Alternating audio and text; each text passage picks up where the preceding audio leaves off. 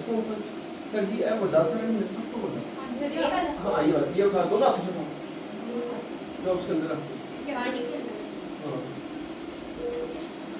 इसमें जी मुझे दो तीन चीजें रखो इसके साथ शीट रखवाओ मोटी और टेलीस्कोप रखवाओ शीट मुझे दिखा देना दोनों हाथ से उठाना एक एक करके चीज उठानी सर शीट कौन है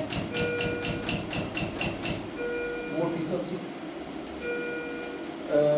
इससे बड़ा हाँ आगे वाली ये वाली दोनों हाथ से देखो सीधे हो गई पूरी टेलीस्कोप रख ली टेलीस्कोप बस इसको क्लोज करो और आपको बताइए ये निकालो ये हम अभी जितो क्लास के साथ अच्छा इधर बात में रिकॉर्ड हुई जा रही है पानी से बंद कर दें? ठीक है